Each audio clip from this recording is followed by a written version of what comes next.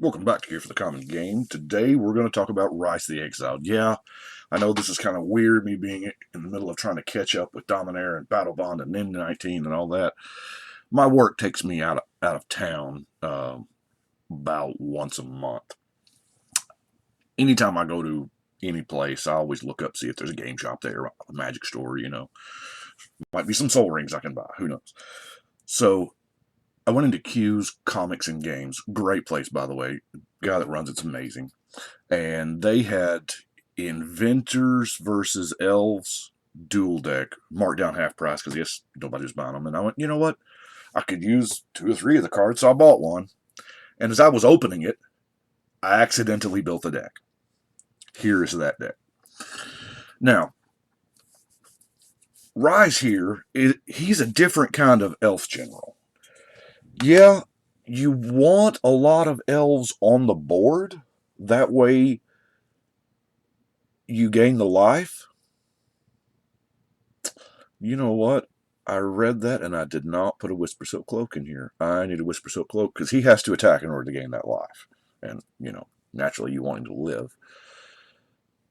But you pay a black to sack an elf. And that's where he gets his 2-color Golgari identity, is to regenerate him. So I don't know anything about the story on this guy,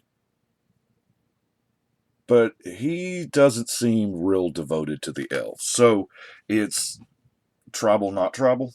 Okay, so let's go through some elves. These are just the regular rank and file elves that are going to be in a green-black deck. Of course, we got Timberwatch. The Scarblade. We don't get a chance that much to look at black elves, dark elves, as it were. I played Warhammer Fantasy way back in the day when it existed. I played dark elves. So long I started thinking like a dark elf. Now this guy is amazing. I love him. He just comes down and a lot of times you just kind of win off that damage. Well, in single player. The Corruptor. Because, hey, infecting elves, that seems like something Rhys would be down with. And, it 187's an artifact. Rexage, gotta have it. Elvish Lyrist, good enchantment removal. Elvish Vanguard, cover. Golgari Scout, Golgari Guildmage. It has a sacrifice creature theme here, and yes, a Grave Pact or something like that would have been awesome in this deck. But I didn't want to go too heavy with the sacrifice theme because that's every other deck in the world that's black in it. But I don't know. I kind of like tribal, not tribal, but that +1 counter thing is pretty amazing. Now, this is a little known gem that people forget. It's not an elf, but it elf tutors into play. That is beautiful. Tipped Archer. Whenever another creature dies, because you're going to be sacking them to Rhys, each opponent loses 1 life. Elf with Death Touch. By the way, the Lorwyn elves we're going to say weird. Warwood Channeler. Now, I've got Nissa's Chosen in there, so you kind of automatically know that Nissa's going to be in there. Now, the Huntmaster, of course, this is the buy one, get one free sale. Jagged Scar.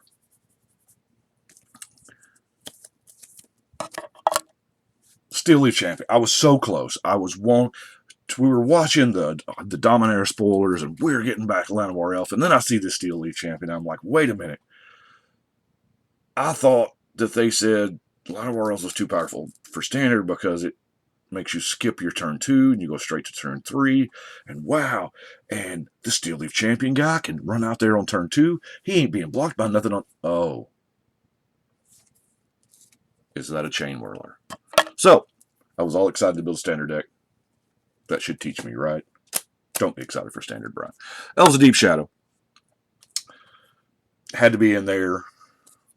Queering Elves is another one a lot of people don't think of. Of course, you're choosing black, so then you got a dual elf. Elvish Mystic, Scattershot, Here again with the Infect, man, turn 1 Glistener Elf doesn't feel bad. And Thornbow Archer.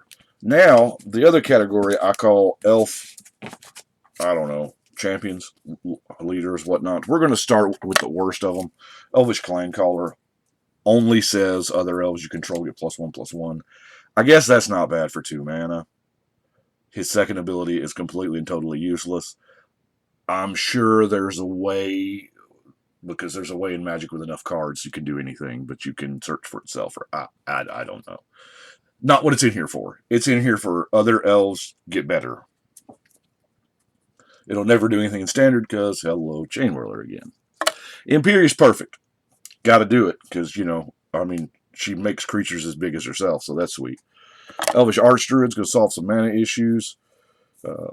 We got Elf Mom, Jiraga Warcaller, Yiva. By the way, as always, this is up on Tapped Out. The Azuri from that box, because, I mean, his Alpha Run ability is amazing. And I got a backup guy here, Gerard, because, he gets +1/+1 for each one of your dead elves that you're sacrificing already. And all the champions and stuff, you could actually, because it says each opponent loses life equal to sacrifice creature's power. Not bad, not bad. Let's look at some tribal elf junk now. Of course, Wirewood Pride, which would be great to swing, punch somebody with. And then you sacrifice it to Gerard. Maybe. Prowess of the Fair works kind of the opposite of the Huntmaster. Hey, whenever an elf dies, you get another elf. So that's pretty neat. I've got Sanguine Bond. I did not have the other half in there. It's a little too much over the line for me, and I don't have it. But whenever Rhys attacks and you gain that life, somebody's, taking that much. Of course, we have Journey to Eternity. Going to flip, obviously, and turn into that reanimation land. Now, I'm playing with Stormseeker as my one of oddball card. I love Stormseeker. It's a blowout card in a lot of scenarios, and everybody thinks, is that really decent? How many times you look across the table at a blue player or anybody, and they're sitting there, and their hand has more cards in it than their deck? They're just sitting on 35 cards. Hey, guy, what's up? Let's look at our not elves. Acidic Slime is too good not to play, as is Garrick's Horde, because Garrick's Horde is almost card draw.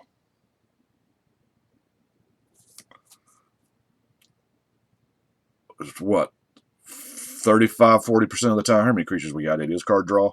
So that's pretty decent, on a 7/7 body and all.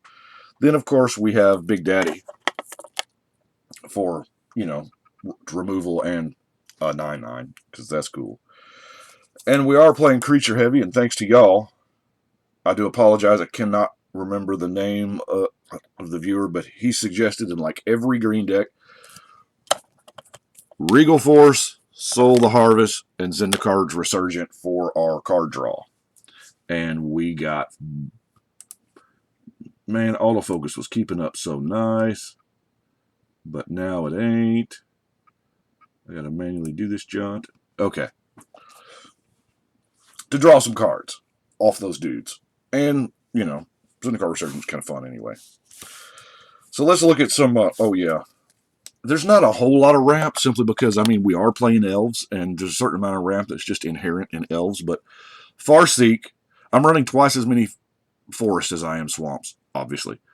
But, so getting green's not going to be a problem.